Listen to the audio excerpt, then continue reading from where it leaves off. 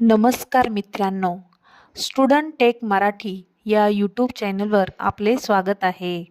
आज आपण पाहणार आहोत इनपुट डिव्हायसेस आणि आउटपुट डिव्हायसेस म्हणजे काय. संगणकाला काम करण्यासाठी आपण काही माहिती देतो आणि संगणक आपल्याला निकाल देतो. इनपुट डिव्हायसेस म्हणजे काय? संगणकाला माहिती देण्यासाठी वापरल्या जाणाऱ्या उपकरणांना इनपुट डिव्हायसेस म्हणतात. उदाहरणार्थ कीबोर्ड, माऊस, स्कॅनर, मायक्रोफोन इत्यादी. कीबोर्डने आपण टायपिंग करतो, माऊसने क्लिक आणि सिलेक्ट करतो. आउटपुट डिव्हायसेस म्हणजे काय? संगणकाने दिलेला निकाल आपल्याला दाखवणाऱ्या उपकरणांना आउटपुट डिव्हायसेस म्हणतात.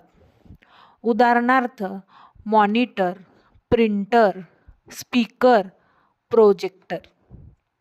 मॉनिटरवर माहिती दिसते, प्रिंटरने कागदावर माहिती छापली जाते.